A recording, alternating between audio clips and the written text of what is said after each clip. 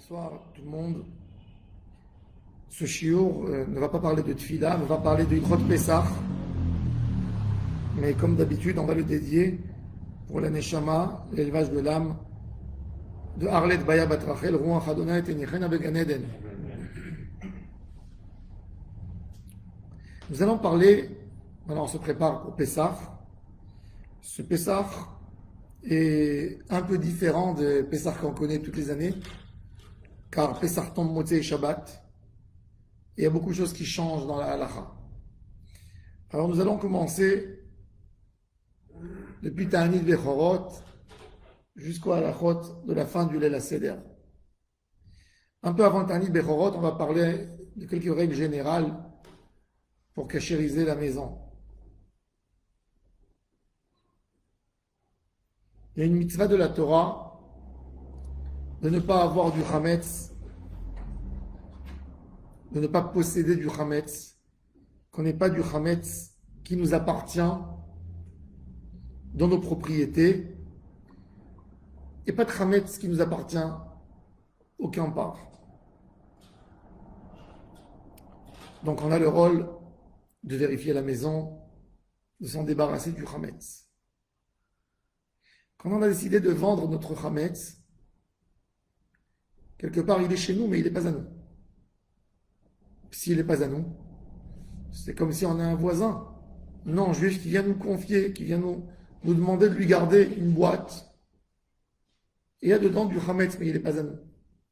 Si on n'est pas responsable là-dessus, c'est moutard, c'est admis. La première histoire, la vente du chametz, elle n'a pas été écrite dans la Mishnah. Le Talmud nous raconte l'histoire, la première vente du chametz a eu lieu avec Rabban Gamliel, un des sages des Tanaïm, avant les Amoraïm, quelques années après la destruction du temple. Il était dans un bateau. Et il n'est pas arrivé pendant la fête de Pessah à la maison. Il ne savait pas qu'est-ce qu'il allait faire avec son chametz. Et ça lui est venu dans la tête de vendre le chametz à un goy, un non-juif qui était avec lui dans le bateau. Et il a vendu. Le chametz, la vente du chametz, elle est devenue de plus en plus importante dans nos générations à nous. Pourquoi? Je vais expliquer tout de suite pourquoi dans nos générations et pas avant. Si on regarde il y a 200, 300 ans, imaginez-vous, fermez vos yeux, on se donne la main et on va dans un méla au Maroc, en Égypte, n'importe où, dans un ghetto.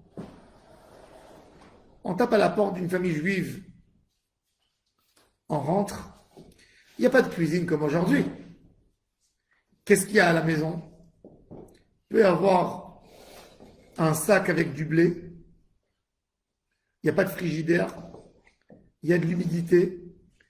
On peut garder un sac de blé maximum. Comment ils gardaient le blé pour que le blé ne soit pas abîmé par les souris et par les insectes qu'il y a à la maison? Il y avait un clou sur le plafond et on accrochait le sac au milieu de la chambre pour ne pas que les souris puissent rentrer et pour le garder, qui ne prend pas de l'humidité des murs. Et tous les quelques jours, la maîtresse de maison, elle prend un bol, elle le remplit avec des graines de blé, et elle l'amène à moudre, où elle avait un petit moulin à la maison, et elle faisait la farine qu'elle a besoin. Le pain.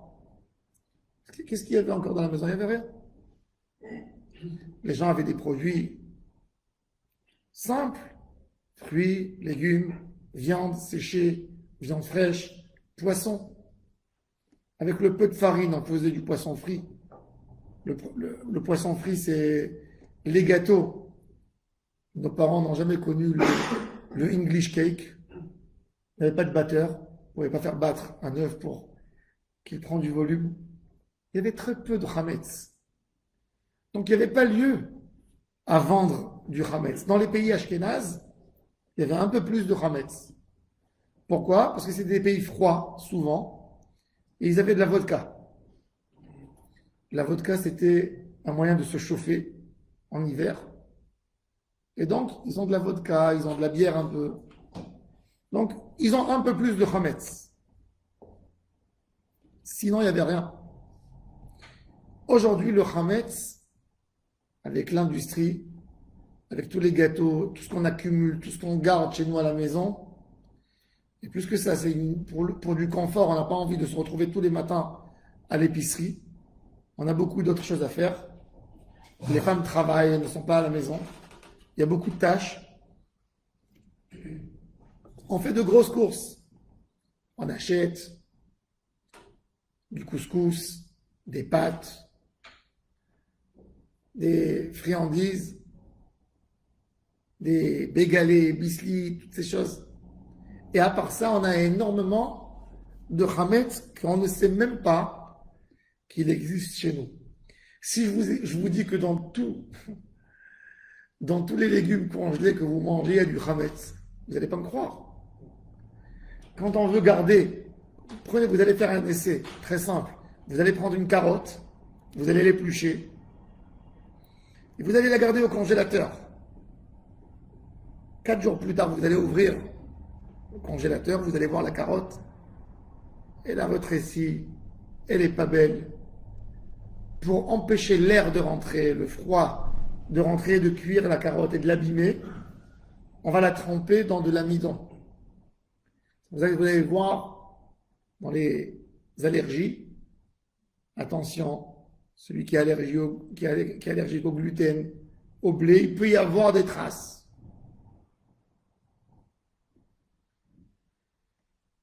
Même l'acide citrique, le lemon lime, le 7-Up est fait à base de l'acide citrique. L'acide citrique, c'est un des composants les plus dominants que nous avons dans tous les conserves. L'acide citrique, c'est de l'amidon fermenté qui devient acide, qu'ils ont découvert, qui donne un goût de citron. Dans toute l'industrie, il existe l'acide citrique. C'est du chametz. Encore énormément de choses qui sont faites à base de... Le glucose, par exemple, le glucose, c'est gluten, cause, c'est sucre. Ah, l'acide citrique, c'est pas consommable. L'acide citrique, c'est pas consommable. Pourquoi quand tu bois du 7-Up, c'est pas consommable? L'acide citrique tout seul, il se consomme pas. Mais quand il est dedans, et même le café, il se consomme pas. Tout se prend une cuillère de café. Il n'y a pas la règle de si c'est pas consommable, alors c'est pas du tout. Alors moi, je te donne un exemple. Tu me dis... Et le blé, il se consomme, le blé? Le blé cru, il se consomme, mais quand tu fais le blé ou l'orge, ou le roux blanc, quand tu fais un whisky, il devient du whisky. C'est pas ça la règle. Du moment où il trouve son goût, il a un goût. Même sur ça, on va arriver dans les débats. Mais là que j'explique maintenant déjà l'idée. Pourquoi on a tellement de chametz chez nous à la maison? À l'époque, un homme voulait s'en débarrasser de son chametz. Il y avait très peu de chametz.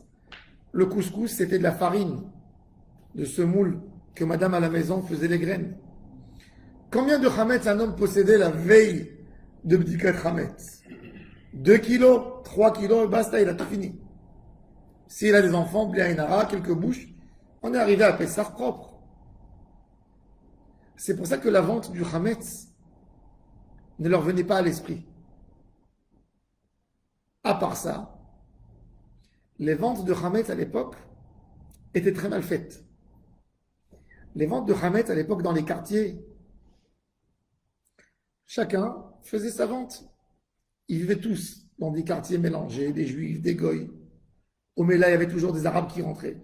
Même un monsieur qui vendait, qui avait de l'alcool, ou qui avait un peu de chametz, il allait chez un ami, un camarade goï, et il lui donnait la boîte, ou il disait c'est à toi. Souvent, les gens ne savaient pas comment faire l'acquisition. Donc, le Gaon de Vilna, qui a vécu il y a 200 ans à Vilna, à Vilnius, a dit que lui comptait pas sur la vente du chametz. Parce que c'était mal fait. C'était pas fait par un tribunal avec les règles comme il faut. De là vient l'idée chez beaucoup de personnes de ne pas garder du Hametz à Pessah. C'est faux. Et je vais vous expliquer pourquoi c'est faux. Parce que ces gens s'imaginent qu'après Pessah, ils vont trouver du Hametz qui n'a pas été vendu. C'est complètement faux.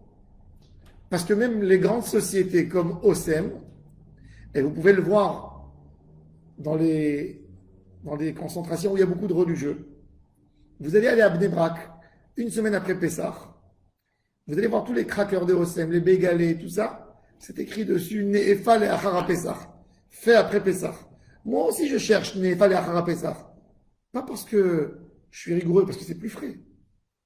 Alors pourquoi pas de prendre un bégalé qui a été fait cette semaine Mais qu'est-ce qu'ils font OSEM? Vous pensez qu'ils exterminent tous les millions de kilos qu'ils ont dans leur... Ils les gardent, 2 mois plus tard, ils les envoient dans les surfaces. Après 2 mois, il n'y a plus personne qui regarde Pessah, pas Pessah. Qui c'est qui va regarder le code? Toute l'année, on va commencer à regarder les codes. Donc, de toute façon, si de toute façon tu es censé à manger, pourquoi jeter? C'est haram de prendre les bouteilles de whisky, de les verser comme ça. Pourquoi? Celui qui veut jeter, qui ne veut pas compter, il y a des associations qui prennent et qui distribuent aux pauvres. Au moins ne pas jeter. Eux, ils les vendent et puis ils s'en chargent à les distribuer après la fête. Mais ce n'est pas nécessaire aujourd'hui d'exterminer celui qui veut. La Torah lui donne l'autorisation. Ce n'est pas Baltachrit. La Torah te dit tu veux brûler, tu brûles. Mais même dans ça, il faut faire attention aux quantités quand même. Et on vend le Hametz, c'est fait sérieusement aujourd'hui par le rabbinat, par d'autres organismes, par Chabad, par, je sais pas moi, beaucoup d'autres organismes qui font sur Internet. Il faut rien que vérifier qu'on fait ça sérieusement et que ça a été bien fait.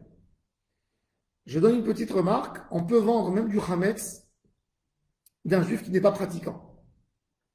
Qui n'est pas pratiquant, au moins pour le sauver du Hametz après Pessah. En parenthèse, je vais vous dire de quoi il faut faire attention toute l'année. Vous êtes invité chez un cousin qui n'est pas religieux, traditionnaliste. Il vous dit, la bocha c'est cachère pour toi. Bocha, oui, il n'y a pas de problème, ça ne vient pas à base de blé. Mais je vais te faire goûter un bon whisky. Je vais te faire goûter une vodka. Normalement, ce sont des bouteilles. Si on n'est pas des grands buveurs, ça peut rester à la maison 1 an, 2 ans. Ça peut rester une bouteille de whisky. Dans une maison standard, elle peut rester 2 ans, non? Ça peut rester. Sauf s'il fréquente ici la synagogue.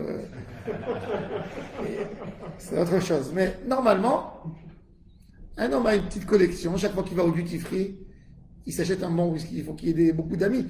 Surtout maintenant, cette année, avec le confinement, les gens n'ont pas invité. Donc, ils ont gardé. Eh bien, je peux vous dire que c'est interdit de boire toute l'année chez un juif qui n'est pas pratiquant du whisky. Parce que certainement qu'il ne l'a pas vendu. Si le gars n'est pas introduit, ne vient pas dans une synagogue, il n'est pas censé vendre son Hametz. Et c'est pour ça que je vous dis, au moins, sauvez votre entourage, des cousins, vendez-leur. Parce que s'ils étaient conscients, ils auraient été d'accord. Et on peut faire du bien à quelqu'un, même s'il n'est pas conscient. Donc, vendre le Hametz. Surtout maintenant, quand quelqu'un il travaille dans des grosses sociétés, il y a toujours des gentils gars qui amènent avec eux des paquets de gaufrettes, des biscuits, des crackers. Après Pessah, 2 mois après, tu ne peux pas savoir si le gars n'avait pas cette boîte chez lui à la maison avant. Ça vient de son Mishko Armanot qu'il a gardé. Eh bien, on ne pourra pas manger non plus. Donc, faire attention pour ces délais. Quand vous allez, après Pessah, il faut savoir qu'il y a Ranana. On m'a dit qu'il y a des magasins, je n'ai pas envie de dire les noms ici pour ne pas qu'on m'attaque. Parce qu'apparemment, il y a des gens... Il y a des magasins qui ne vendent pas leur Hametz, même ici, à Ranana. Des petits macolettes qui ne vendent pas. C'est à sourd d'acheter, là-bas. Il y a des gens qui vendent, des fois, je sais qu'il y a des gens à Ranana, qui rentrent, par exemple, dans des magasins comme Tivtam, pour acheter un petit truc qui est cachère. Shabbat, il est à 1 heure avant Shabbat, tout est fermé. Il rentre, il regarde à gauche, à droite, il enlève sa kippa, il rentre, il veut acheter quelque chose. Même en France, on allait à Carrefour, on allait dans... Il faut faire attention après Pessah. tant qu'ils n'ont pas liquidé des stocks qui ne changent pas rapidement, que ça a été vendu. Quelqu'un qui va au duty free. Le duty free est ouvert pendant la fête de Pessah. Nous, quand on était au rabbinat, le Rav Amar vendait en cachette même le Hametz de comment il s'appelle, cette société là-bas, James Richardson, qui a au duty free, il voulait prendre la photo, le Rav ne voulait pas prendre la photo avec eux parce que ils ouvrent Shabbat, c'est ouvert pendant la fête, mais au moins de sauver un Israël sur le stock qu'il y a pour ne pas que les gens ils achètent un issour des Rabbanan, de consommer du Hametz qui n'a pas été vendu. Ils vendaient, il y a des rabbins qui disent que ça n'attrape pas cette vente, parce qu'il y a un homme qui vend du Hametz, il enfreint les lois de Pessah. Comment il peut vendre son Hametz? Il veut gagner des deux sens.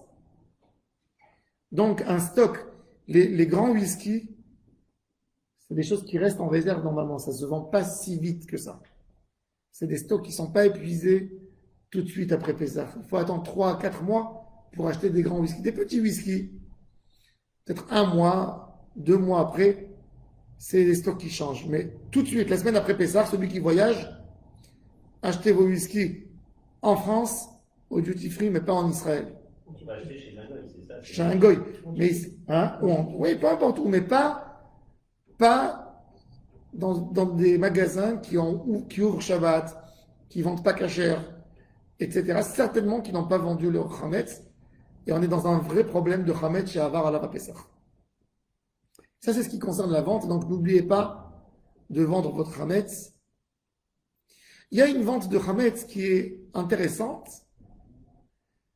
Quand on vend notre Hametz déjà un jour avant l'obligation de vérifier le Hametz. Cette année, par exemple, ça serait le jeudi soir qu'on fait la vérification du Hametz. Tout homme qui possède un appartement où il est capable d'arriver, même avec des chances, pas beaucoup de chance, mais il peut arriver dans cet appartement, il a une résidence secondaire, ben, il faut la vérifier du Hametz. Si tu ne veux pas avoir l'obligation de vérifier ton appartement de Hametz, ben, tu vends l'appartement, le Hametz qui est à l'endroit, un jour avant, comme si l'appartement, je ne le possède pas. Et ça, avec ça, on peut être quitte de la vérification du Hametz. C'est quoi, je vends l'appartement? Je vends le Hametz dedans? Je vends l'appartement. C'est pas vrai, c'est dedans. C'est pas à moi. C'est pas à moi l'appartement. Comme ça, je suis quitte de vérifier le Hametz. C'est pas à moi. C'est comme si je l'ai loué. On vend le Hametz qui est dans l'appartement? Le Hametz qui est dans l'appartement, on l'a bien vendu avant. Mais je veux vendre. Ça veut dire il n'y a rien qui est à moi. Tout ce qui est là-bas n'est pas à moi. Donc, pourquoi je vais vérifier du Hametz?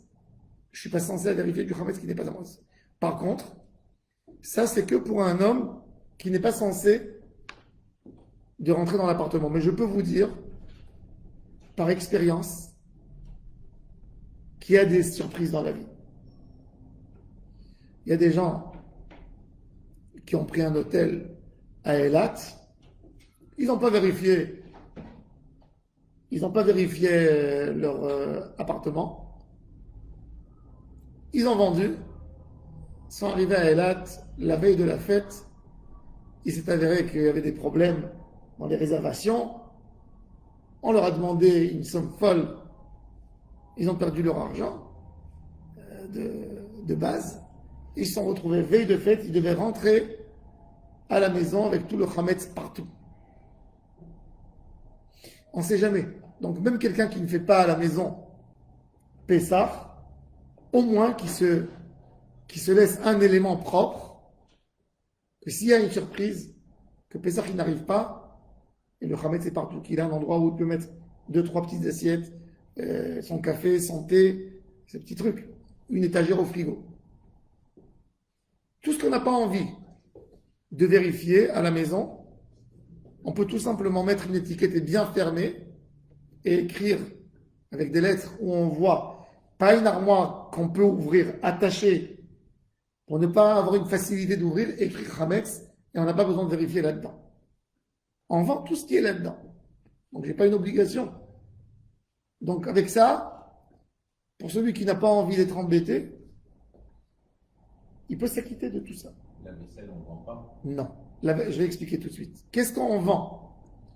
on vend au goy que le chametz lui-même. On ne vend pas la vaisselle, car si on vend la vaisselle, on la rachète après Pessah, on devrait l'amener au mikvé. Je vais vous expliquer aussi comment fonctionne la vente du chametz, parce qu'on aura une conséquence, la fin de Pessah.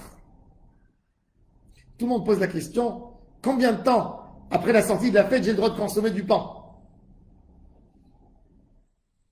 À la sortie de la fête, 1 minute j'ai le droit.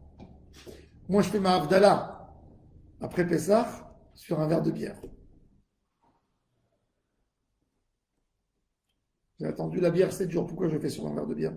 Pour montrer à Hachem que pour son amour, je me suis privé de bière et de pain 7 jours. Et j'ai mangé du pain azim. Comment ça fonctionne la vente? Il faut savoir, on vend. La vente n'est pas caduque après Pessah quand le goy a décidé de ne pas racheter. Car si c'était comme ça, rétroactivement, il s'avère que la vente n'a pas eu lieu. Donc on a possédé du chametz que Pessah est passé là-dessus. Donc la clause de vente n'est pas comme ça. La vente, quand on vend le chametz, imaginons que tout le chametz de la ville est vendu à un non-juif. Il est estimé le chametz pour 10 millions de dollars. Il vient et il amène une somme pour montrer qu'il est sérieux, pas une petite somme. Il amène 100 000 shekels par exemple. Il a acheté le chametz et il a donné un acompte. Maintenant, dans le contrat de vente, qu'est-ce qu'on fait avec lui? Il a 7 jours jusqu'à la sortie de la fête, à la minute de la sortie de la fête, être devant la porte du rabbin et amener le reste d'argent qu'il doit.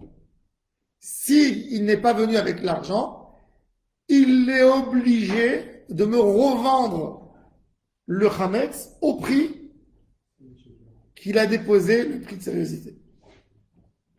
Donc, en réalité, tout de suite à la sortie de la fête, dès qu'il n'a pas amené son argent, je rachète tout de suite, il y a une acquisition qui s'est faite de rachat du chametz qui lui a été vendu. Maintenant, vous allez me dire, elle est belle, la magouille. Tu sais, non. En réalité, moi, je veux vendre. Imaginez-vous que vous avez des bouteilles, petites bouteilles de whisky, vous avez goûté une petite larme, puis ça vous embête, vous avez ouvert la bouteille pour quelqu'un, pour un ami, vous avez pensé vider, finalement, elle est à 3/4 pleine. Ça vous arrangerait s'il y a quelqu'un qui vient et qui vous dit, je t'achète la bouteille au prix réel et tu peux acheter une nouvelle fermée. C'est mieux. OCM, elle serait intéressée s'il y a quelqu'un qui vient acheter tout le stock. Donc, on est bien prêt de vendre. Donc, la vente, elle a lieu. Ça, c'est la vente du chametz. Donc, nous, on la voit pas, là. Comment ça marche pour les... Nous, en fait, tu donnes le plein pouvoir. On sent pas Alors, tu peux aller chez le rabbin directement, ou quand tu fais, c'est une attestation. C'est comme quand tu remplis, tu fais une carte bleue, tu l'achètes sur Internet. Et pourtant, elle te saigne. Hein. Non, c'est sûr, mais si T'as pas besoin de rien faire pour. Aujourd'hui, t'as rien besoin pour te dévaliser. Il suffit de taper sur. Même pas ça. Aujourd'hui, c'est beaucoup plus grave que ça. Aujourd'hui, on t'appelle au téléphone. Si tu as dit oui, ils utilisent l'enregistrement pour t'obliger à payer. Faut faire attention. C'est marrant parce qu'on nous a toujours, en France, dit qu'il fallait attendre 1 heure le temps que le rabbin fasse la transaction de l'annulation de la banque pour pouvoir... C'est pas annulation, si c'est une annulation. Donc, il s'avère qu'on était propriétaire toujours. On ne peut pas annuler. On rachète. Et il s'engage à nous le vendre tout de suite. Et même de toute façon, si je lui vole au goy, on est bien d'accord, je peux? Hein? Vous l'aimez? J'ai le droit de. Si j'ai fait, même si j'ai fait. Et c'est pour ça que même Shabbat, en réalité, imaginez-vous que la fête, elle termine vendredi soir, et Shabbat, il n'y a pas le goy qui vient. Shabbat, j'ai le droit de manger du pain. Pourquoi? Parce qu'il n'est pas venu, il n'a pas mis l'argent. Il n'est pas venu amener l'argent. Donc, automatiquement, il s'était engagé à vendre. Donc, c'est. Et même si j'ai pris, je peux m'arranger avec lui. Admettons qu'il veut acheter tout. Il me fera payer sur ce que j'ai mangé. C'est à lui. Mais moi, il n'y a pas de problème. Je peux manger à la minute de la fin de... Même si j'ai mangé. Il a amené son argent. Ok, déduit une baguette. Ok, faisable. Donc ça, c'est l'idée de la vente du Hametz. Donc, on a vendu le Hametz, ça nous facilite la tâche pour des endroits où on ne veut pas vérifier. Quelqu'un, il a une chambre avec plein de provisions. Il n'a même pas envie de se prendre la tête. Si on ferme par contre, il faut fermer. Shulchan Aruch nous dit que le Hametz qu'on vend au Goy, il ne faut pas le laisser comme ça. Il y a des gens qui ont des bibelots dans la maison, des belles bouteilles, des bouteilles de whisky, etc., qui sont posées comme déco. Il faut les prendre, les ramasser, les mettre dans un carton, fermé avec du scotch, pour ne pas qu'avec l'habitude, le Hametz, il est consommable. 358 jours sur 365 dans l'année. Donc, je peux avoir je peux oublier, je peux avoir un petit oubli et aller récupérer. Donc, c'est pour ça que c'est important, même si on a vendu, de ne pas avoir la main au frigo. On a décidé de prendre toutes nos moutardes, nos trucs, les sauces, on ne sait pas qu'est-ce qui est Hametz, qu'est-ce qui n'est pas Hametz. On prend tout, on ferme bien dans un sac, on le ferme bien, on met dans un autre sac et on met une bonne colle dessus, vendu. Pareil au congélateur. On met en bas pour ne pas que ça tombe ou quoi que ce soit, toujours dans les tiroirs en bas. On collerait les tiroirs et on ferme bien. C'est très important de fermer. Il ne suffit pas de vendre. Parce qu'il y a déjà notre responsabilité de ne pas avoir le Hametz à proximité de main. Les autres choses, on va vérifier. La vérification, il faut savoir que la poussière, ce n'est pas Hametz. Ce qu'il faut vérifier, c'est des endroits où on a l'habitude de faire entrer du Hametz. Qu'est-ce qui sont les endroits? Je vous donne des exemples. Les enfants, ils adorent mettre des gâteaux dans la poche, dans les poches, dans les cartables des enfants. Des fois même dans les poches des adultes, quand on n'a pas envie que madame, elle voit qu'on a mangé trop de gâteaux, elle nous dit, hé, Régime, arrête, calme-toi. On met dans la poche. Vous savez, une fois, il y avait un chassid à Bnei Brak. Il était dans la salle. Il avait acheté une belle redingote. Et tout d'un coup, il y a le serveur qui vient. Vous savez, les serveurs à Bnei Brak, qu'est-ce qu'on vous sert en première part? Vous avez un borekas avec la sauce aux champignons. Une sorte de béchamel aux champignons. Et puis le serveur, il vient avec une louche. Comme ça, il lui tire la poche et il lui verse la sauce aux champignons sur la redingote. Il dit quoi? Mais je viens de l'acheter hier! C'est pas normal! Je suis désolé. Le directeur, le chef du service m'a dit, où tu vois un borekas, tu dois mettre la sauce. Il y a des gens qui mettent les gâteaux. Celui qui met les gâteaux dans la poche, il faut vérifier les poches. Qu'est-ce qu'il faut vérifier, par exemple? On sait que c'est vrai qu'il n'y a pas une grande quantité du Hametz, mais il peut y avoir des miettes. Vous savez qu'une miette de pain, Pessah, elle me tombe dans une assiette de soupe, elle m'a rendu toute la soupe interdite. Alors, qu'est-ce qu'il faut vérifier? Les livres des Zmirot de Shabbat, les Birket Amazon. S'ils sont avec plastifiés, bien nettoyés. S'ils ne sont pas plastifiés, passer page par page et enlever. Ou bien, on les amène à table quand on a tout enlevé de table, mais jamais sur la table.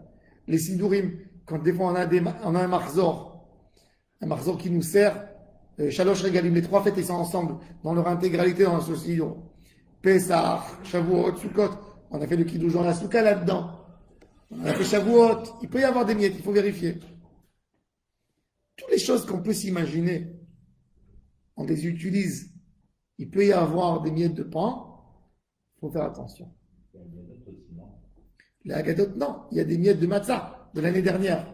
Les agadotes, tu n'utilises pas. Ça ne devient pas Hametz alors? Non. D'accord. Non. Donc, toutes les choses qui sont censées ou qui allaient jouer, quand les enfants ont l'habitude de faire entrer dans la chambre des gâteaux, il faut vérifier. Souvent, dans les chambres des enfants, on peut trouver des bislis, des machins, des gâteaux, café, des biscuits, des gaufres, etc. Des gaufres. Donc, tout ça, il faut vérifier. Un homme qui fait son kiff d'amener à sa femme tous les jours un croissant au lit, par exemple, il doit vérifier la chambre. D'accord? Donc, à bien vérifier, à regarder, chacun, c'est différent chez lui. Les endroits où on n'a pas l'habitude de faire entrer du Hametz, on n'a pas besoin de vérifier. Un homme, il a les étagères dans des armoires en haut, où il y a ses documents, où il y a des draps, où il y a des couvre-lits, où il y a des couvertures diverses. Pas la peine de vérifier là-bas. Que dans les endroits où on a l'habitude de faire entrer du Hametz. La voiture, par exemple, c'est un endroit où on fait entrer du Hametz. Même quand quelqu'un il travaille dans son travail, il faut vérifier qu'il n'y a pas de Hametz dans les frigidaires, dans les armoires, dans ce qu'il possède. Ça, c'est la vérification du Hametz. Comment ça se fait? Parce que souvent dans ton chiffre, ce qui se passe, c'est que.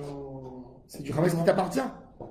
T'as C'est toujours. partagé. Non, mais tu as toujours ta petite boîte à toi qui t'appartient. Elle t'appartient. Donc, si tu ne l'as pas vendue, il faut l'éliminer. Et sur les endroits communs, on a une responsabilité? Non, sur les endroits communs, on n'a pas de responsabilité. Même dans les immeubles, maintenant, je vais parler après du Biur Hametz, en vrai, je vais arriver au Biur Hametz. Ça, c'est ce qui concerne la vérification du Hametz. Si on a besoin de cachériser de la vaisselle, maintenant je vais donner quelques principes faciles pour comprendre la cachérisation de la vaisselle pour Pessah. La cachérisation de Pessah n'est pas différente de toute cachérisation d'autres choses, du lait, de viande, de toute l'année. Toute la notion de cachérisation est mentionnée dans Parashat Matot. La guerre des Bnei Israël avec les Midianites. Les Bnei Israël ramènent avec eux de la guerre les choses qu'ils ont pris des ennemis. Parmi ces choses, il y a des ustensiles pour manger. Ils vont chez Moshe Rabbeinu et il leur dit tout ce qui est absorbé dans le feu, il faut le faire passer au feu. Tout ce qui est absorbé dans l'eau, dans l'eau. Quand on parle de l'eau, on parle de liquide. L'huile, une poêle où on fait de la friture, et que peut-être on a fait de la friture Hametz, et on va la cachériser, elle sera cachérisable dans de l'eau, même que la température de l'huile, elle monte à 200 et plus, et la température de l'eau, c'est maximum 100. Même si j'ai fait fondre du sucre, que le sucre chauffe bien plus que l'huile, je vais le cachériser dans de l'huile, dans de l'eau. Tous les liquides dans l'eau. On va bien nettoyer l'objet qu'on a envie de cachériser. Dans certains objets, il faut attendre 24 heures. Des objets où on mange directement dedans, comme des couverts, comme une casserole. Pourquoi 24 heures? Même s'il y a eu un goût qui a été absorbé, il va s'abîmer en 24 heures. Si on n'a pas le temps, c'est ce qu'on fait d'ailleurs dans les restaurants et dans les camps militaires, où on mange du Hametz le matin et il faut cachériser pour demain. On met des produits de la vaisselle, quelque chose qui est un produit qui abîme le goût absorbé. Et là, on peut cachériser. Mais dorénavant, pour garder les belles coutumes, on attend 24 heures. Si on ne peut pas, ou dans des objets micro-ondes, la famille, elle se sert. Donc, tu peux cachériser, tu n'as pas besoin d'attendre 24 heures. On va bien nettoyer l'objet. On va vérifier qu'il n'y a pas de saleté, qu'il n'y a pas de taches de graisse qui empêchent l'eau chaude de toucher. Dans les endroits où on a essayé de nettoyer, mais il y a des taches dessus, on va prendre un produit d'entretien, peu importe lequel. Il suffit qu'il soit amer, qu'il ait un mauvais goût, qui abîme le goût de l'huile. Il faut savoir que même dans ça, il y a beaucoup d'imagination chez les gens. Ils voient une tache sur une poêle, une tache sur la poêle, une tache à l'extérieur. C'est de la graisse qui est bien brûlée, qui ne sent plus. C'est pas Hametz. C'est pas parce qu'il y a une tache qu'il faut jeter ou qu'il faut changer. Elle est cachérisable, même comme ça. Quand on a des rayures dans du téfal, c'est pas des rayures importantes ou que le Hametz s'est sauvé là-dedans et c'est un tunnel de métro où on ne va pas trouver. Non. C'est une petite rayure. Même dans l'inox, il y a des rayures. Mais l'inox, il n'est pas noir. Donc tu ne vois pas les rayures. Donc tout, il y a des rayures. Ça, c'est pas grave. Il faut bien nettoyer les poignées. Si les poignées se séparent, les joints dans les casseroles, etc., tout ce qui se sépare et qui s'enlève, on l'enlève. Tout ce qui ne se sépare pas avec une brosse, ce qu'on n'a pas réussi à enlever avec une brosse, avec un produit d'entretien, et on va cachériser, on va prendre de l'eau bouillante. On va remplir, on va prendre le plus grand récipient que nous avons pour faciliter la tâche, pour pouvoir faire entrer tout là-dedans. On va faire bouillir avec de l'eau.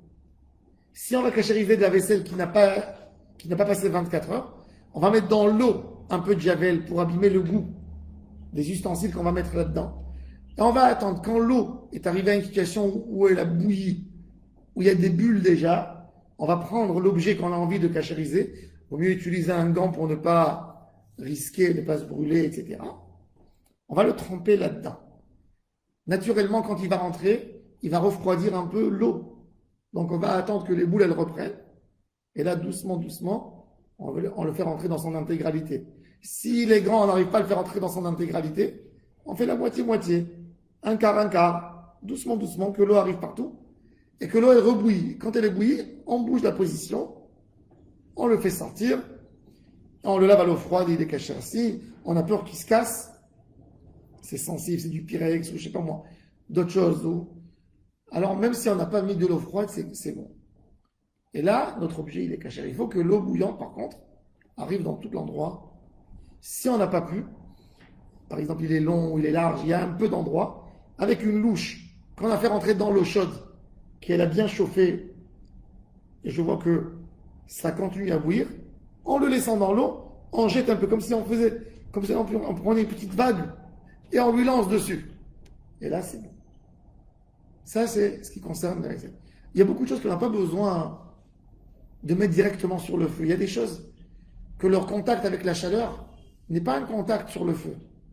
On n'a pratiquement aucun couvert qui a un contact direct avec le feu.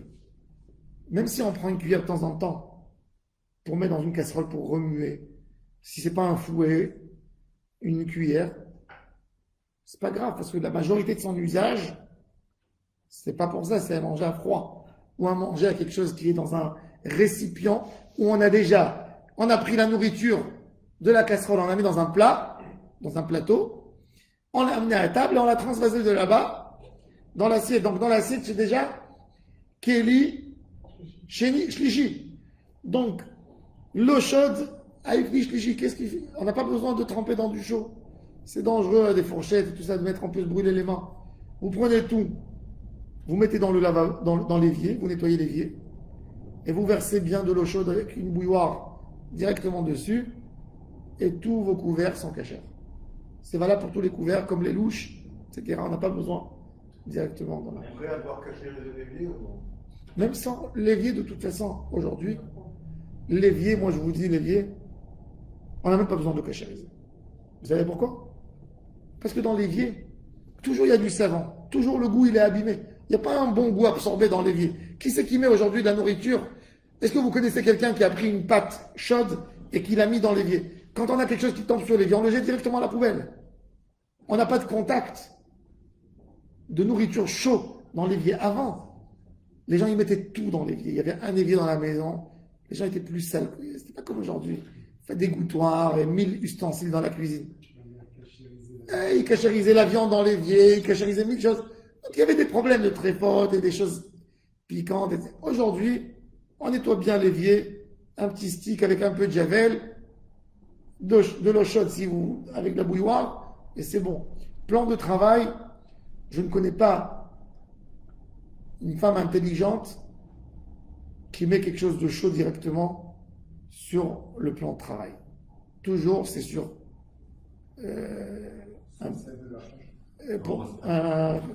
sur un découpoir ou sur n'importe quoi.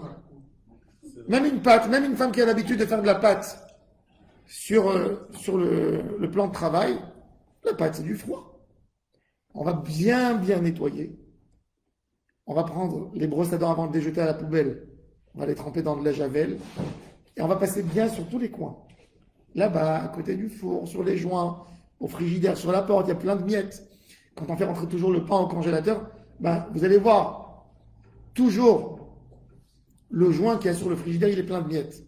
Celui qui a un aspirateur, c'est le top pour enlever. C'est pas la peine de mouiller, ça abîme, des fois ça déchire. Un aspirateur, dans les trous, dans les trucs, tout est parti. Et on enlève. Un aspirateur, ça serait bien de prendre toutes les miettes. On n'a pas besoin de mettre sur le plan de travail. Quand la femme elle est soigneuse et c'est propre, pas la peine de mettre du plastique. Pas la peine de couvrir. Si c'est propre, c'est nettoyé, c'est cachère. On peut mettre dans le lave-vaisselle les couverts, vu que ça fait chaud. Non, et j'arrive, les j'arrive. produits- J'arrive. Excusez-moi, pour les plans de travail, si c'est un plan de travail en bois, par exemple. T'as pas besoin, son usage il est au froid, tu le nettoies au froid avec un chiffon. T'as pas besoin. Maintenant, Rabbi Yaakov, vous avez dit quoi pour les couverts? avec une bouilloire d'eau chaude dessus, dans l'évier, c'est cachère. Et même les couverts en deux parties? Non, juste un C'est tout, même en deux parties. Bien sûr. Tout est couvert. Et attends, Mais 24 en heures. trois parties en premier. Voilà. Si on peut attendre Si on peut attendre 24 heures, on attend. Si on n'a pas, si on les a utilisés, on a besoin pour les enfants. Le plan de travail en granit, par exemple, on n'est pas obligé de passer la bouilloire dessus. Pourquoi l'exploser? Qu'est-ce que tu as mis? Qu'est-ce que tu as mis de chaud dessus pour qu'il te donne du chaud et que tu vas mettre du chaud à Pessah pour qu'il reprenne? Il n'y a pas. Et la majorité, même s'il y a une fois que ça s'est versé quelque chose, la majorité de son usage c'est à froid, donc il suffit de nettoyage. Maintenant, je vais passer sur les éléments de la cuisine rapidement. Le four, la gazinière, les brûleurs n'ont pas besoin d'être cachérisés. Parce que déjà, ils brûlent de toute façon, ils sont toujours chauds. S'il y a quoi que ce soit qui tombe, ça brûle. On a l'habitude pour le nettoyage, pour dire qu'on a bien fait la gazinière, on enlève les tuyaux, on nettoie bien avec un chiffon. La plaque elle-même de la gazinière, la surface en haut, on la nettoie bien. Quand on a un plan électrique de comment ça s'appellerait, induction ou n'importe, ça se nettoie avec un chiffon, c'est du verre, donc il n'absorbe pas. Et les grilles, par contre, quand on a des grilles dans le gaz, les grilles, on va bien les nettoyer. Il y a un produit magique en Israël qui s'appelle Massir Shumanim Sainte-Moritz. N'achetez pas les autres, ça vaut rien du tout. Vous mettez dessus, vous nettoyez, il faut faire attention avec des gants. Il est très très fort. Et puis après, vous le mettez dans l'évier. Vous prenez une bouilloire électrique, vous passez bien sur les grilles, elles sont cachées. Pas la peine de les plaquer en aluminium. Il y a des gens, qu'est-ce qu'ils font? Ils prennent même les brûleurs, ils les plaquent en alu, ils percent avec des aiguilles. C'est du n'importe quoi, c'est dangereux. Pas toucher à tout ça. La plata, on la nettoie bien, on la met dans l'évier, faire attention avec la prise. Et pareil, on prend la bouilloire et on verse que toute l'eau elle tombe dans l'évier. Et la plata, c'est bien de la couvrir avec du papier alu. Pour Pessah. On la couverte avec l'aluminium pour quand même la cachériser. Alors, tu enlèves l'aluminium, mais ça n'a pas besoin de cachériser. Tu changes d'aluminium. Ça, c'est la plata. Maintenant, le four même. Les fours, ça dépend. Il y a des fours. Aujourd'hui, les fours modernes, on peut enlever. Il y a un joint. Il faut l'enlever. Le four, ça serait bien d'utiliser aussi un aspirateur. Dans tous les endroits où il y a de la chaleur tournante, quand il marche, quand il est chaud, pas quand il est chaud, vous enlevez tout. On prend un chiffon. Quand il est froid. Quand il est froid, enlevez bien avec un aspirateur toutes les miettes. Il y a toujours dans les joints, etc. Il y a des miettes de pain. Il y a des petites miettes. Après, on prend un petit chiffon avec des gants pour ne pas se salir. On nettoie le haut du four, bien les parois. Et puis, on le fait marcher 20 minutes à température maximale et notre four est cachère. Les plaques ne sont pas cachérisables. Pourquoi elles ne sont pas cachérisables? Si c'est des plaques de cuisson, où on a fait des pommes de terre, du poulet, etc. Oui, elles sont cachérisables parce qu'on peut mettre un peu de sauce. Mais les plaques qui nous sont servies pour faire du pain comme ça, ça prend à sec, donc ça prend par la base de la chaleur. Ce qui a pris par la chaleur, il va rejeter ce qu'il a absorbé par la chaleur, mais quelle chaleur du feu. Un chalumeau aujourd'hui, on sait qu'il va abîmer les plaques. Il va nous prendre la plaque, il va faire des fentes sur la plaque, il va casser la plaque. Donc, il vaut mieux ne pas toucher. En plus, on a peur pour la plaque, donc on va mal faire. Donc, on va acheter ou des plaques en aluminium jetable, ou des plaques pour Pessah, ou des plaques en Pyrex, qui nous servent pour toute l'année. Nous, on n'a aucun problème d'utiliser le Pyrex. Même les Ashkénazes, ils peuvent utiliser le Pyrex de toute l'année pour Pessah. Il n'y a aucun problème. On peut pas mettre les plaques dans le four à fond? Non. Un four à pyrolyse, on n'a pas besoin d'enlever rien du tout. On le fait marcher sur nettoyage pyrolyse et il est cachère. Si on a mis des plaques là-dedans, les plaques elles s'abîment. Mais si on les a déjà mis là-dedans, elles ne sont pas abîmées, alors on a le droit même d'utiliser les plaques Pour Pessah, parce qu'elle monte à 300, 400 degrés, il n'y a pas de problème. Pourquoi c'est cacherise pas les plaques sur vos enfants? Si quoi? Si c'est cacherise le four, pourquoi ça cacherise pas les plaques? Non, ça peut cachériser, mais tes plaques, tu peux dire Kaddish. Sur les plaques. Qui va mettre au four à fond avec les plaques dedans? Non. pyrolyse. Dans le pyrolyse, tu ne mets pas les C'est pas plaques. pyrolyse, je parle de four Non. normal. Non, Il faut pyrolyse. Four normal, je le mets à 200, à 300 degrés. c'est pas suffisant. Pour les plaques. Parce que la Torah, elle demande du feu. Maintenant, la grille, maintenant la plaque, même la plaque, si vous n'avez pas trouvé, vous nettoyez bien la plaque, vous la plaquez avec 3 couches de papier alu et vous mettez dessus ce que vous avez besoin. D'accord? Pareil, la grille, vous la nettoyez bien, vous mettez du papier alu dessus et vous pouvez mettre les plats que vous voulez là-dessus. D'accord? Et si c'est un four pyrolyse, on peut faire, pas une pyrolyse, mais le faire chauffer à fond pendant les 20 minutes. Oui. Si c'était pas un pyrolyse. Ah ben, alors, si tu ne mets pas pyrolyse, c'est comme un four normal, il faut bien vérifier le joint, etc. Ça, c'est le four. Frigidaire, un bon nettoyage à l'aide d'un aspirateur pour le congélateur. N'oubliez pas de nettoyer les joints qui y a en haut. Lave-vaisselle. Pas oublier de prendre le filtre et de jeter tout ce qu'il y a dans le filtre. Ensuite, de faire marcher le lave-vaisselle une fois à vide avec un produit de lave-vaisselle. Et votre lave-vaisselle est cachère. Celui qui veut cachériser, en même temps ses couverts, il peut les mettre là-dedans. Et les couverts aussi seront cachères avec le contact d'eau chaude qu'il y a dans le lave-vaisselle.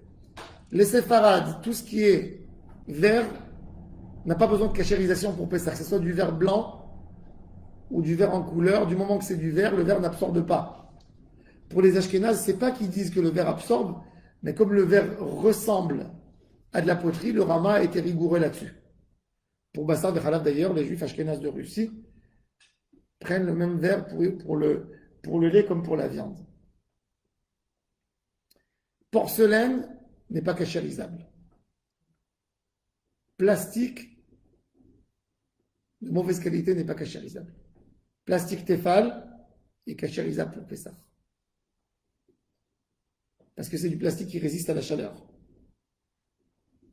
Le bois, cuillère en bois, fouet en bois ne sont pas cachérisables. Qu'est-ce qui n'est pas cachérisable non plus? Shulchan Aruch nous dit tout ce qu'on a l'habitude de faire que du chametz avec. Quelqu'un qui a un thermomix, il fait avec que des gâteaux, ou un mixeur, ou le bol du Bosch pour pétrir la pâte, il n'est pas cachérisable à Pessah, même qu'on peut le nettoyer. Comme c'est un ustensile que toute l'année on fait du chametz, on ne le touche pas à Pessah. On ne le cachérise pas. Normalement, le cachérisant n'a même pas besoin, c'est à froid. Donc il aurait suffi de le nettoyer. Mais comme toute l'année on l'utilise que pour du chametz, on ne cachérise pas. Par contre, ce qu'on utilise, majorité d'usage, pas pour du chametz, mais on fait aussi du chametz, celui-là on peut cachériser. Tous ces morceaux, ces petits morceaux, il faut faire très attention de bien nettoyer de partout. Les rentrées, les joints, entre. On va utiliser souvent pour ça des brosses à dents. On peut utiliser des cure-dents pour de la manière où la maîtresse de maison est soigneuse avec ses objets. Il y a des gens que je ne leur propose pas de faire ça parce que ce pas des gens qui sont très maniaques. Ils font pas attention, donc fais attention. Encore une fois, si le blender, si la majorité de son usage, c'est pas rien que pour des choses chametz, on peut le cachériser. Les couteaux au chaud, parce qu'on met du chaud, on met de la soupe dedans, d'accord? Pour mixer pour les enfants, etc. Donc, les couteaux au chaud avec de l'eau d'une bouilloire. Si une partie en plastique aussi, qui résiste au chaud. Oui, tout ce qui résiste au chaud avec du chaud. Les couteaux en céramique. Pardon? Les couteaux en céramique. Le céramique est considéré comme de la pierre, normalement, faut pas, faut éviter.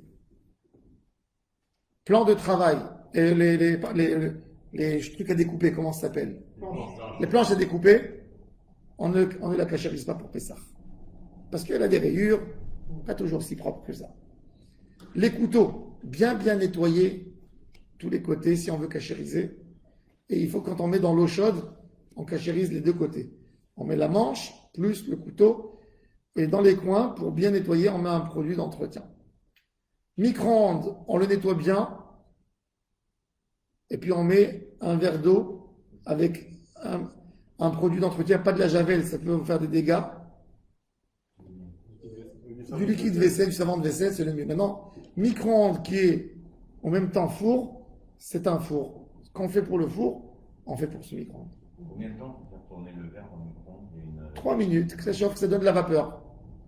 Normalement, on n'a même pas besoin de cachériser parce que le micro-ondes, les parois, elles n'arrivent jamais à une température de chaleur où ta main, elle recule tellement il fait chaud. Tu peux essayer. Normalement, combien de temps on fait marcher un micro-ondes? 10 minutes. Même après 10 minutes que vous avez mis une nourriture, vous pouvez mettre votre main, il n'y a rien qui chauffe. C'est un peu chaud, c'est tiède, pas plus que ça. Qu'est-ce que vous avez encore dans la cuisine? Je sais pas, on a fait la cuisine. Le coquéo, je vous ai fait un film. Il y a des gens qui ont parlé. Nous, on n'oblige personne à nous écouter. Celui qui veut nous écouter, je prends sur moi la responsabilité sur les mots que j'ai dit. Et on peut le cachériser de la manière que j'ai expliqué dans le film que nous avons envoyé. En gros, il y a Tout ce qui est usage à froid, boîtes en plastique, etc., on peut bien les laver, les nettoyer, on peut les utiliser même pour Pessah. Tout ce qui n'a qu'un usage à froid. Sur une boîte où on mettait des gâteaux, on peut s'en servir après ça.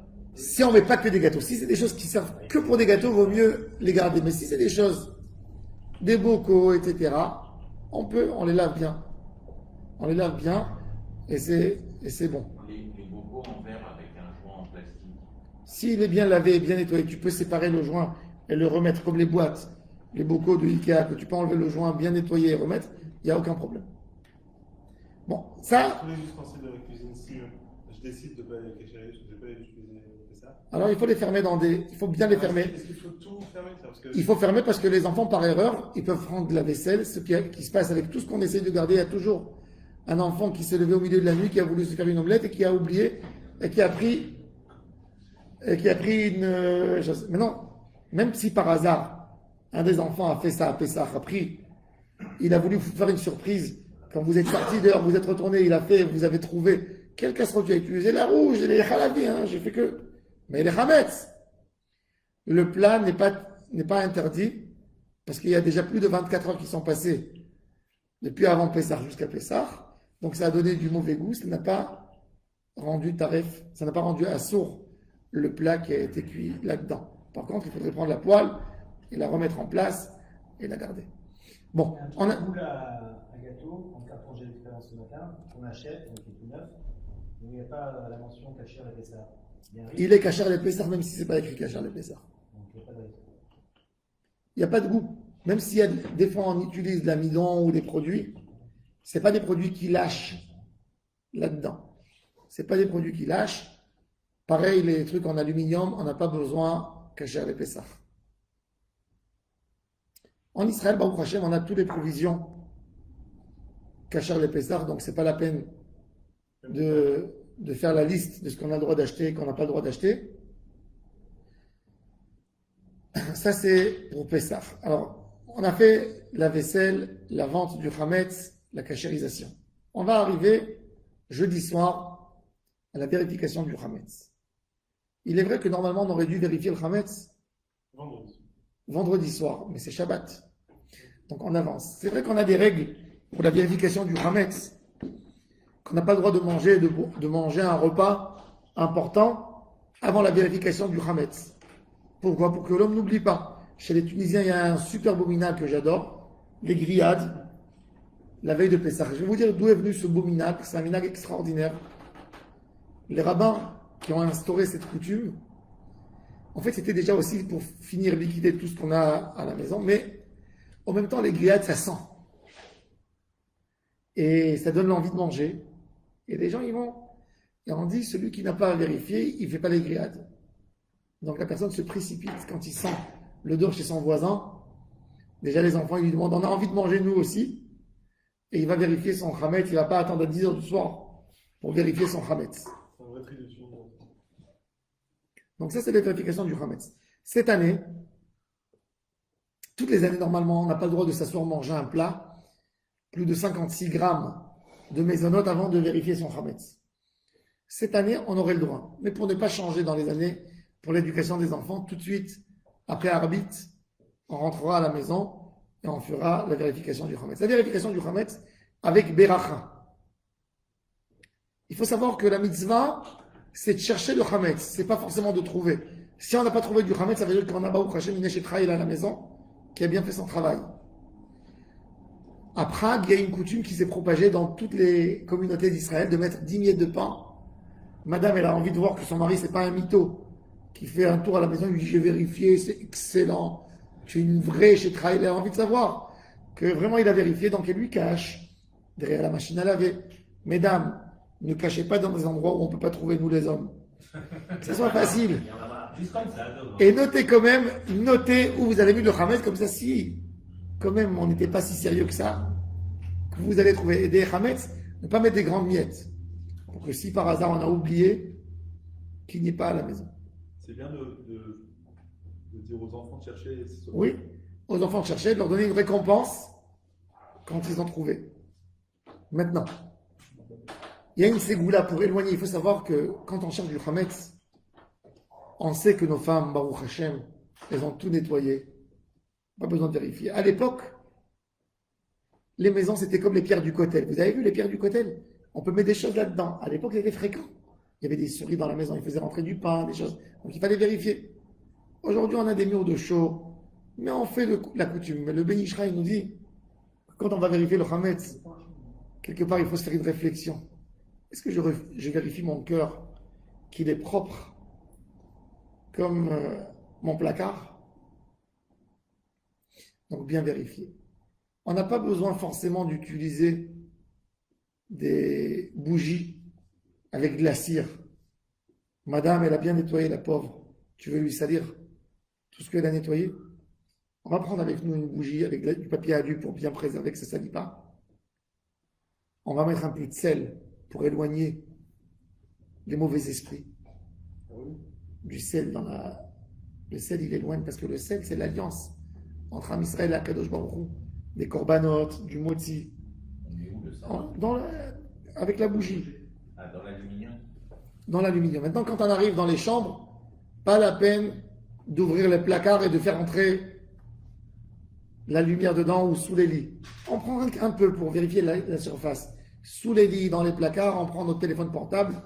Tout le monde a une petite lumière. Et celui que sa femme n'est pas d'accord, où il y a des enfants, on n'a pas envie de les habituer au feu, etc. On peut même faire la bracha avec une lumière de téléphone. C'est comme une bougie. Pas besoin d'allumer le feu. On met le sel dessus aussi. On met le sel sur le portable. Pas grave. Petit poignet, un petit sachet. On a fait la bracha, vaut mieux ne pas parler du début de la beracha jusqu'à la fin de la vérification. Après la vérification, on va faire une phrase qui est très importante, Minatora. Vous savez que Minatora, même si je possède à la maison du Hametz, je ne l'ai pas brûlé. Je n'ai pas vendu mon Hametz. J'ai fait toutes les gaffes possibles. Mais j'ai dit cette phrase magique, que toute farine, tout pain, toute nourriture et tout le vin que je possède dans ma maison, dans ma propriété, proche et loin, sera annulé, sera considéré comme la poussière de la terre. Cette phrase est magique. Elle m'a fait acquitter, je n'ai pas transgressé Balirae ou Balimate. Cette interdiction de la Torah de ne pas posséder. C'est pas de moi, même s'il est là, j'ai dit 3 fois devant tout le monde que je le considère comme la poussière de la terre. Alors si c'est comme ça, alors pourquoi nous avons besoin de vérifier le Hametz? Dis cette phrase magique 3 fois, en français, en hébreu, en anglais. Et c'est tout. Tosfot, dans le début de Pesachim, nous dit le Hametz, il se consomme 358 jours dans l'année. Pour ne pas oublier, quand j'ouvre mon placard, je vais voir un bisli ou quelque chose, par réflexe, c'est la norme. Je risque de prendre et de manger. Pour ça, on m'a dit, il faut vérifier quand même. Voilà. Donc on a vérifié notre Hametz. Ce qu'on a vendu, on a l'intention de garder, on le garde. Ce qu'on a envie de brûler avec les enfants, on va le brûler vendredi. Et puis on va garder peu de Hametz pour Shabbat pour consommer. Et Erev Shabbat, le conseil, c'est de faire du pain, pas avec beaucoup de miettes, qui n'est pas mietteux. On peut acheter des petites pitotes, les petites, et on va utiliser de la vaisselle jetable. Yeah. Ça, on prend, on plie, et on jette tout, pas la peine de laver après, et de se prendre la tête. Il y a une miette, il n'y a pas de miette. J'ai déjà cachérisé mon évier. Toute la table, khad permis. Des verres jetables, des assiettes de jetables, couverts jetables, et la nappe jetable. Et faites attention de ne pas jeter votre mari dedans. Et jeter à la poubelle. Maintenant, important de préciser que même dans la poubelle, comme on ne va pas venir nous ramasser la poubelle Shabbat, et il y a du Hametz. Et le Hametz qui est dans le domaine public, dans l'immeuble, il m'appartient quelque part. Et même si quelqu'un il a une maison, la poubelle, elle lui appartient. Avant de jeter le Hametz qui nous reste, on va préparer un seau à la maison. On va le couvrir pour ne pas qu'il donne une forte odeur. Ou on va mettre dans le seau, par exemple, 1 litre de javel avec 3-4 litres d'eau. Tous les miettes de pain qui nous restent, on va les prendre, on ne va pas les jeter directement dans la poubelle. On va les émietter, on va faire des petits morceaux et on va les jeter dedans. On va les rendre inaptes, même pour un animal ne peut pas manger. Entre parenthèses, n'oubliez pas celui qui possède des poissons, des chats, des chiens, vérifiez les éléments, l'alimentation que vous leur donnez, qu'il n'y a pas de chametz là-dedans. 95% de l'alimentation des poissons, c'est chametz. L'alimentation des chiens, 60% de ce qu'il y a dans le marché, c'est chametz. Pareil des chats. On peut jeter dans les toilettes le reste de chametz. Alors, le reste du toilette, on peut le jeter dans le toilette et on tire la chasse. Il vaut mieux l'abîmer avant, verser. Mais pourquoi je dis un seau? C'est mieux un seau parce que je jette déjà c'est comme si c'est ma poubelle. Il est annulé et après, on jettera doucement le lendemain ou à la fin du repas. Alors, Shabbat soir, moi, je mange des pitotes et je prépare mon seau. Je mets tout dedans. J'ai jeté la nappe, même s'il y a des petites miettes, c'est pas grave parce qu'il y a moins que kazaït, moins que 30 grammes dans chaque morceau. Ça se rassemble pas. On voit qu'il n'y a pas de miettes, qu'il n'y a pas de morceaux de pain. Tous les gros morceaux, on va les mettre dans le seau avec la javel et l'eau. On va jeter. Pour le lendemain matin, celui qui veut se lever tôt le matin, il faut se lever tôt, prier honnête et finir son repas avant 10h du matin. C'est pas le cas chez moi. J'ai pas envie de perturber toute la famille. Madame a travaillé. Pourquoi on va se lever tôt? On va arriver claquer les lacétaires. J'ai fait normal, j'ai acheté, et je vous conseille de le faire, j'ai acheté de la farine de matzah. J'ai dit à ma femme, tu prends un peu de fécule de pommes de terre, la farine de matzah dominante, un peu d'œuf dedans, et on va voir à quoi tu es capable. Tu vas nous faire dans un moule, un pain, une sorte de pain. On va faire dessus, kviout, seouda, on va faire moti. Celui qui ne peut pas faire comme ça, il peut prendre de la matzah, la tremper dans un jus de viande pour lui annuler le goût de la matzah et faire une sorte de boulette ou quelque chose. L'idée, c'est de lui annuler complètement le goût de la matzah. De faire malgré tout moti dessus. Et de faire moti là-dessus, manger 57 grammes au moins, et de faire dessus après Birkat Amazon. C'est notre pain, c'est notre seul pain qu'on a. On n'a pas d'autre pain après 10h du matin. Et c'est moutard d'être kové à Seouda. On n'a pas besoin de manger 240 grammes. Pourquoi? Parce que de toute façon, on n'a plus. La matzah est interdite. Et c'est comme Pessah. À Pessah, tu manges 30 grammes. Tu fais déjà dessus Birkat Amazon. Donc c'est pareil. On ne peut pas faire ça vendredi soir aussi. On peut le faire vendredi soir. Mais vendredi soir, comme tu as du pain, tu as le droit au pain, tu devrais manger 240 grammes de cette matzah. Sauf selon Rav Moshe Feinstein, tu peux manger déjà 57 grammes et tu fais moitié de Kedamason. Tu peux. Et les pains sans gluten, là? Les pains sans gluten, non. C'est moti, mais c'est sans gluten. Mais c'est du chametz. Il faut savoir que même si c'est sans gluten, c'est chametz. Les pains en maïs, Pain en maïs, c'est chez Akol Niabit Varo. Les pains en maïs, c'est chez Akol. C'est chez Akol et on ne peut pas s'acquitter avec pour le repas de Shabbat. La farine de matzah. Matzah aux œufs, c'est matzah ashira, tu peux. Mais non, la matzah ashira pas pour shadow, pour moi, c'est du chametz. Non, madame, je marque. Oui, tous les chocolats et tout ça, les matzahs. Non, ils ont fait des matzahs aux œufs. Je sais pas si c'est que aux œufs, c'est bon. C'est aux œufs, c'est marqué matzah shira. C'est pas ta bouchette, non? Non, c'est pas, c'est matzah Yehuda. Ouais. Si c'est aux œufs, il n'y a pas de problème. On fait aussi le jus. Vous pouvez faire moti dessus, pas de problème. Non, Pourquoi c'est Hametz, c'est pas Parce que c'est mal fait. Le fils du Rav, on va dire Yosef, Rabbi Yaakov Yosef, il a dit, par un que Pessah, c'est assourd de la manger, toute l'année c'est assourd de la manger. Donc si on mange Et Rav Mordechai Yahu, il dit que c'est un sapek de Horaïta. Qu'est-ce qu'on va s'amuser avec quand c'est un doute de Chametz? Rav Mordechai Yahu, il a dit que c'est du Chametz. Rav Bakshi Doron, il a dit que c'est du Chametz. Rav Tzion Bouharon du Yerushalayim, il dit que c'est du Chametz. Rav Yehuda Hales, il dit que c'est du Chametz. Moi, je ne dis pas maintenant qui c'est qui est plus grand. Je ne rentre pas pour donner des titres. Tel Rav ou l'autre Rav. Mais j'ai une règle. Quand c'est un doute sur quelque chose minatora, la Torah m'a interdit de manger du Chametz. Je fais attention, je me sauve du doute. Alors les matzot aux œufs, on peut faire motzi dessus vendredi soir. Matzot aux œufs, on peut faire, oui. La bienfaisante aussi. Avec le jus de viande, ou faut pas Non, sans jus de viande, comme ça. La bienfaisante aussi, tu peux la manger en journée. Et s'il y a une bonne cacheroute aujourd'hui, il paraît que c'est bien.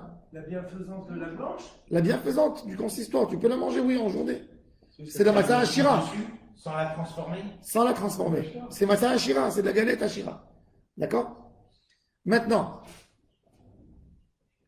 Shabbat matin à 10h du matin, tout le chametz qui nous reste, pour celui qui s'est levé tôt, au net, etc., vous faites pareil avec les restes, les miettes de pain, vous mettez dans la javel, et après on verse tout doucement aux toilettes, on tire la chasse une fois, deux fois, et zé ou zé. Il faudrait faire ça avec les miettes de pita de vendredi soir. Oui. Avant de jeter la nappe en plastique, là, il faudrait d'abord. Les grosses miettes, pas les toutes petites miettes. Les toutes petites miettes, c'est pas grave. Prendre la matzah shira, c'est fini. Non, mais une pita, c'était comme au dîner. À vous de choisir, comme ça vous arrange à la maison. Je vous ai donné les options. Tu manges toute la pita, il y a pas de- Maintenant, Alors, un machin à Chiran, on peut faire aussi là-dessus. oui.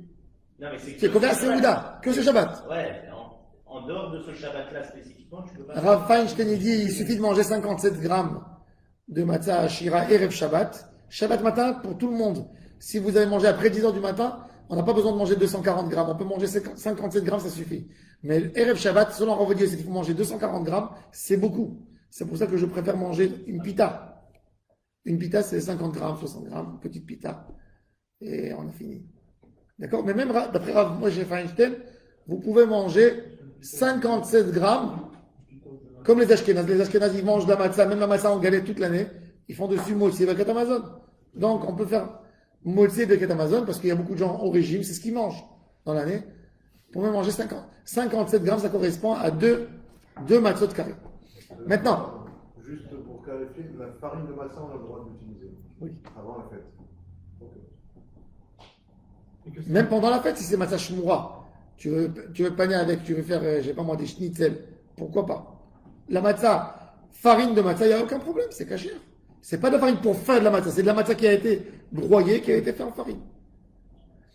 Maintenant, journée du Shabbat. Filote, pour moi je fais des filotes normales, je ne change rien du tout de l'ordre de tous les Shabbats de l'année. Je mange, comme je vous ai dit, ce que je mange. Pour Seudah Shlishit, on peut manger un fruit. Cette année, celui qui veut manger, encore une fois, la matzah ashira, il peut manger. Nous, on mange un fruit. Les Juifs du Maroc, ils n'ont même pas l'habitude de faire Seudah Shlishit, un Shabbat de ce genre. Ils ne prennent pas. Shabbat, il faut faire attention, même l'après-midi, pour celui qui veut manger, de faire attention de ne pas beaucoup manger pour arriver au soir quand on est bien et on a faim. Il faut savoir que c'est interdit de faire aucune préparation pour le lait la seder pendant le Shabbat. Assourd de préparer le Shabbat à Yom Tov. Quand vous prenez vos pitotes, que vous les mettez dans le seau avec l'eau, c'est pas pour Shabbat que vous le faites, c'est pour Yom Tov. C'est ma poubelle. Après, je prends ma poubelle, je la jette.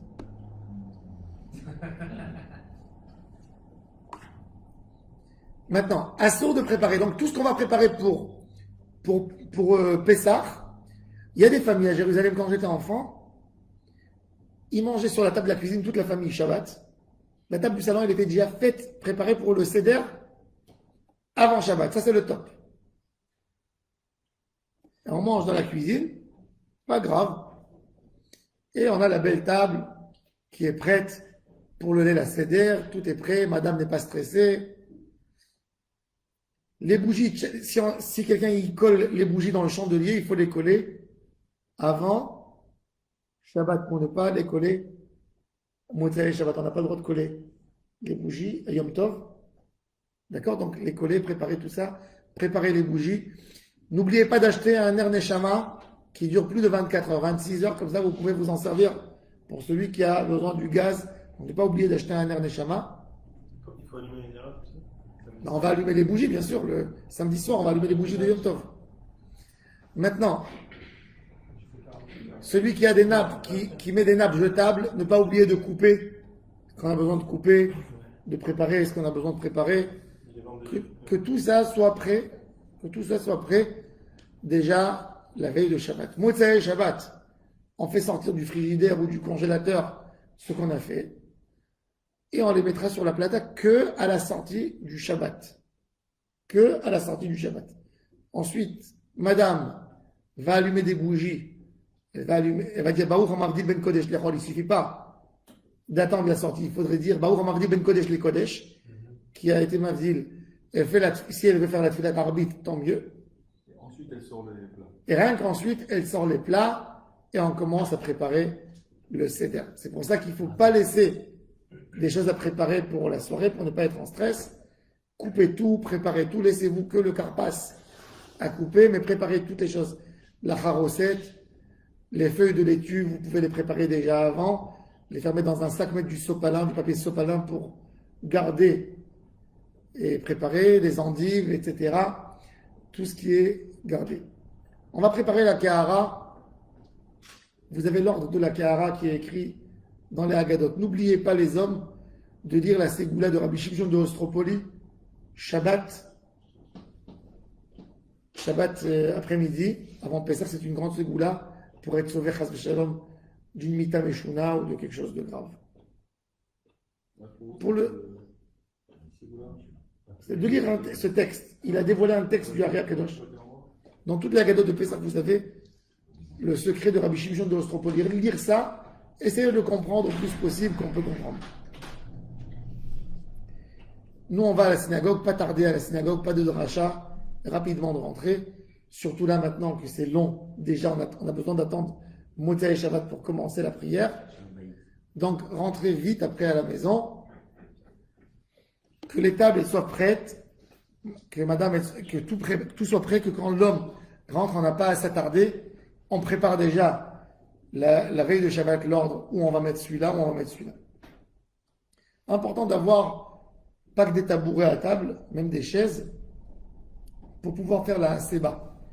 On va faire la haseba, on a besoin de la haseba, que c'est inséparable de cette nuit. Alors on va prendre la chaise, vous voyez la chaise, on a le dos de la chaise, on va le renverser comme ça, et on va se mettre sur la chaise, pas jusque là, on va se mettre sur la moitié de la chaise, ça va nous faciliter à s'accouder. On est accoudé, on n'a pas besoin d'accouder aussi la tête, parce qu'autrement vous allez verser le vin, il va tomber là.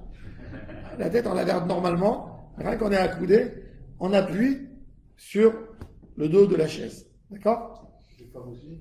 Même les femmes, c'est bien de faire la haseba. Nos femmes, Baruch Hashem, elles sont tzadikot, important. Pourquoi elles n'ont pas besoin de faire la mitzvah comme il faut? Si ça les gêne, ça les dérange, d'après Shulchan Aruch, elles ont été acquittées. D'après le Rama, elles n'ont pas été acquittées. Donc, il vaut mieux de faire la mitzvot. Alors, tout ce qui est pour les mitzvot du Seder, boire les 4 verres de vin, on va les boire b'aseba. La matzah, tout ce qui est avec la matzah, c'est aussi b'aseba. Le repas, on n'a pas besoin de faire b'aseba. Il y a des gens qui font tout le repas, comme il dit le Rambam b'aseba, ils mettent carrément un lit, comme un salon arabe, et ils mettent devant eux, et pourquoi pas. Celui qui a de la place, mabrouk, on se met avec des beaux habits, on se met bien avec des habits, et chacun commence. Il faut savoir que le Ikar de cette nuit, c'est la transmission à nos enfants. C'est de chanter des Bessimcha. Parchaz Beshalom. Ne pas laisser le Yetzerara rentrer à la maison. Aucune critique. Rien du tout. Que de la joie. Rentrer, faire des brachot à sa femme, à ses enfants. Faire les choses Bessimcha avec beaucoup de joie. Parce que les malachés à Charet, ils sont là. C'est là, il a Shamour Minamazeki. Même les démons, ils ont peur. Mais si l'homme, il a crié, il les a appelés chez lui à la maison. Pourquoi les faire entrer à la maison si cette nuit, c'est pas à eux? Donc c'est là, il a Gadol, la Kadosh Baruch Hu. Gardez les enfants. Moi, je dis, Shabbat, déjà après-midi, mettez tous les enfants à dormir, faire une belle sieste pour bien dormir, pour arriver à avoir de la force pour la soirée. À la Les deux sont pas dormir. Maintenant, il faut savoir que les vers, maintenant je vais donner plusieurs règles pour savoir, pour comprendre les halachot. Il faut savoir, le kidouche de Pesach, il ne ressemble pas au kidouche de toute l'année. Le kidouche de toute l'année, il suffit de boire la majorité de Révit. Si le Révit c'est 86 millilitres, c'est-à-dire qu'il suffirait de boire 44 millilitres pour être acquitté. Pendant Pessah, il faut boire la majorité du verre. Pas mettre des gros verres à table, parce que si vous mettez des gros verres, vous êtes censé boire la majorité du verre. Il y a des verres qui contiennent aujourd'hui un demi-litre. Donc vous allez tomber dans les pommes après 2 verres. Moi, qu'est-ce que je fais dans les premiers verres? Je mets du jus de raisin avec du vin. Et quand j'ai commencé à manger déjà dans le repas, et les derniers verres, je bois que du vin. Parce que déjà, j'ai mangé, c'est facile de boire le vin, ça fait pas d'effet. Il faut savoir que la mitzvah de cette nuit, c'est de rester réveillé le plus possible et de parler de Yetziat Mitzrayim. Pour la Haggadah, l'idée principale, c'est à chaque texte, le père de famille, il explique aux enfants avec, pas faire des hidushim et des questions, raconter la Yetziat Mitzrayim, parler des Mouna, parler comment Akadosh Baruch Hu nous aime, comment on est attaché à Hashem Barach, qu'est-ce qu'on aurait été sans Hashem, qu'est-ce que la Torah elle a fait de nous. Ça, de parler de ça et de transmettre ça aux enfants, la Emouna Pshuta, comme il dit Rabbeinu. Emouna, parler Emouna. Le Seder, il faut aussi ne pas tuer les enfants, ne pas les fatiguer. Un bon Seder correct, il doit durer 45 minutes. La Haggadah, lire et expliquer. Pas maintenant étaler trop long pour ne pas fatiguer les enfants, ne pas les angoisser. Et après, dans le repas, on a mangé, on peut raconter on reprend les textes de la Haggadah qu'on a envie de parler, de dire des livrets Torah. Quand on a fini de manger notre repas, on mangera le dessert. Celui qui veut prendre un café ou un thé, c'est là le moment de le prendre parce qu'après, on ne prend rien. On va faire des quêtes Amazon, on va boire le verre de vin, on va faire le Hallel, et après on prendra le 4e verre de vin. C'est important d'accomplir toute la mitzvah. Des fois, madame, monsieur sont fatigués, les enfants, j'ai pas la force de boire le verre de vin. Donc faire attention quand on est de la place, et surtout pour le afikoman. Combien de matzah il faut manger cette nuit? Donc, vous voulez dire? A priori, 5. Si on ne peut pas, 3. Et je vais expliquer. Pour le motzi matzah, il y a kazaït du motzi pour marquer le motzi. Et il y a kazaït de matzah. Un kazaït, c'est combien? C'est 25 grammes, 27 grammes. On peut le peser avant la fête, couper, déjà préparer les matzot avant Shabbat, peser, mettre dans des sachets pour que ce soit facile. Mais sinon, on peut estimer avec les yeux. Comment on estime? Facilement. Tu comptes les matzot qu'il y a, les matzot rondes, elles sont plus ou moins la même dimension. Si dans 1 kilo tu as 20 matzot, tu sais que la matzot elle pèse 50 grammes. Si dans le paquet c'est des matzot pita épaisses, il y a 7, tu calcules pareil. D'ailleurs, les matzah pita, il faut les garder au congélateur, les faire sortir quand on vient de la synagogue. Ils ont le temps de dégeler pendant la lecture de la Haggadah. 5 minutes avant de faire le motzi, on les met sur la plaque et on les chauffe sur des deux côtés. On a une matzah molle, on peut manger un petit morceau et il y a déjà dessus kazaït. Il y a beaucoup de gens qui ne savent pas la technique et ça les dégoûte. Après, ils en ont mangé comme si on en mangeait un peu d'une voiture. Ouais. Alors, il faut savoir comment la faire. Alors, motzi matzah, celui qui ne peut pas, il peut se contenter d'un kazaït. Le kazaït de cette Du motzi. cette pita molle là. C'est comme ça. Il est dépendant du poids. En fait, c'est lourd, Oui, c'est ça? oui. Il y a 7. Fais le compte. S'il y a 7, la matzah représente à peu près 150 grammes. Il suffit de manger un 5e. C'est des petites matzahs. Donc, celui qui ne peut pas, il mange un kazaït. Celui qui peut, il faut savoir de ne pas tremper la matzah dans des sauces ou dans des salades. Il faut la manger comme ça. Même avec le sel, très peu de sel, pour ne pas abîmer le goût de la matzah. Il faut manger de la matzah. Ensuite, on a un autre kazaït qui va être avec le korer. Le korer, on va prendre une feuille de laitue qui va peser 30 grammes, 27 grammes. On va la tremper légèrement dans la charosette, on va secouer, pas laisser, pour ne pas que la charosette elle annule le goût de la matzah, on va la rouler, on va rouler la matzah dessus, on va faire un sandwich, comme il est la zaken. Ça aussi, c'est un kazaï de matzah qui est indispensable.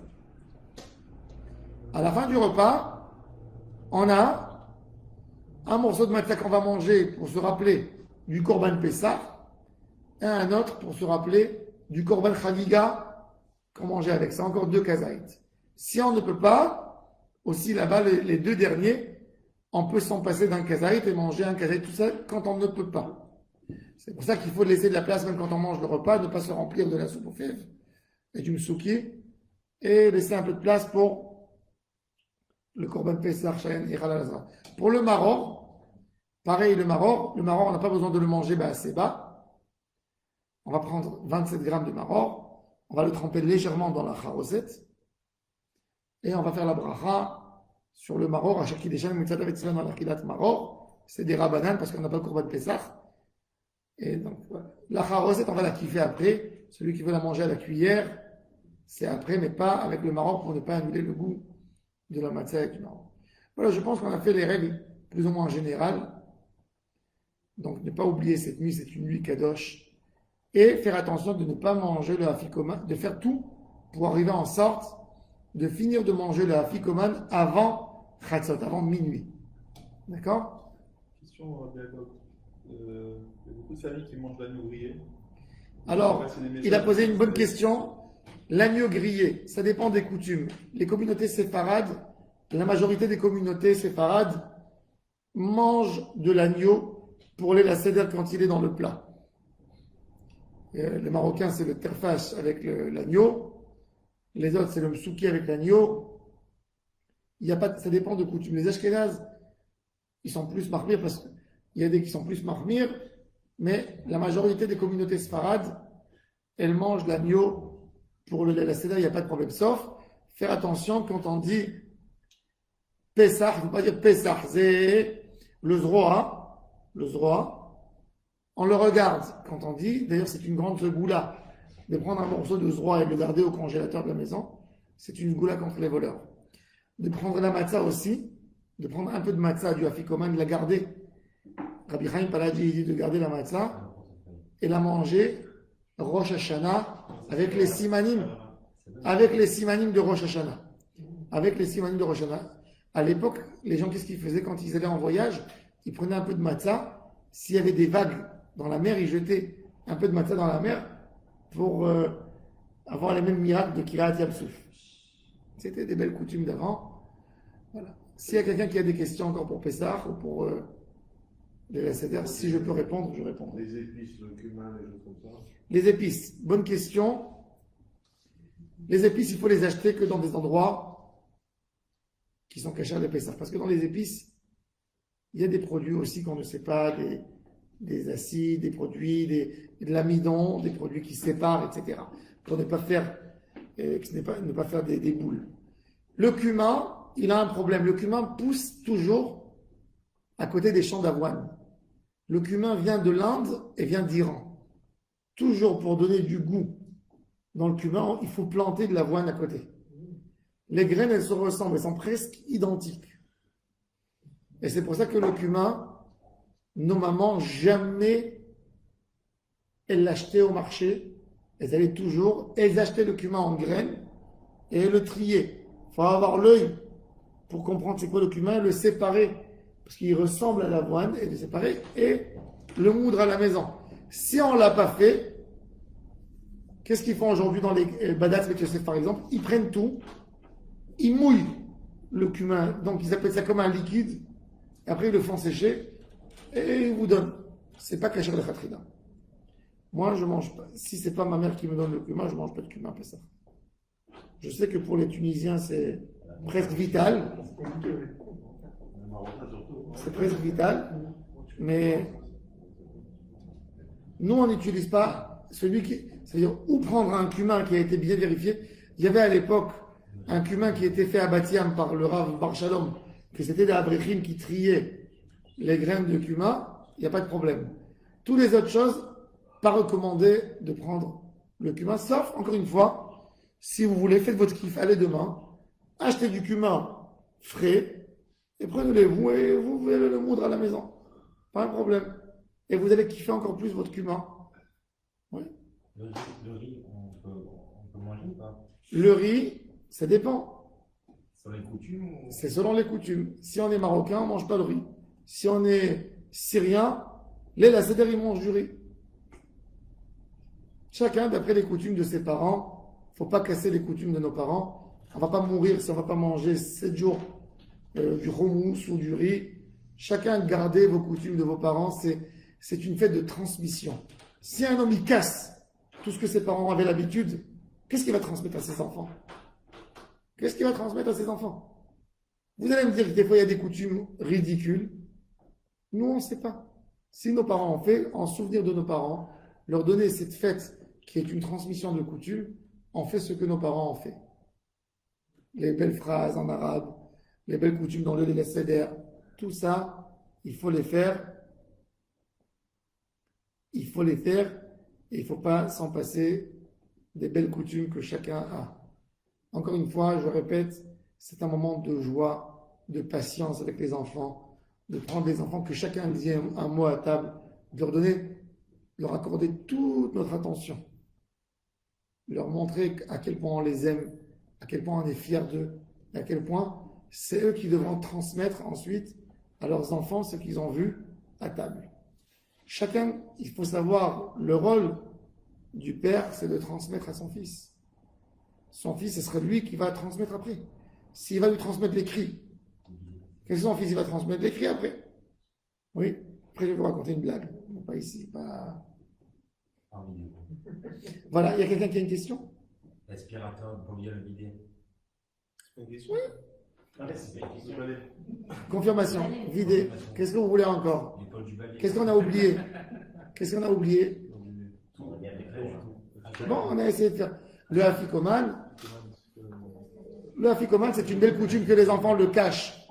C'est une belle coutume que les enfants le cachent au début du Leil Seder. Mais moi, j'aurais préféré que le père de famille cache le afikoman et il donne aux enfants à le chercher à la fin du Seder. Pourquoi? Parce que si un enfant, c'est lui qui va cacher, il va s'endormir, vous allez attendre votre afikoman. Donc, il vaut mieux que le père cache lui l'afikoman. Juste le faire, la quantité, c'est. La quantité, c'est 27 grammes. En deux mots, chez les Marocains, quelles sont les quinottes interdites?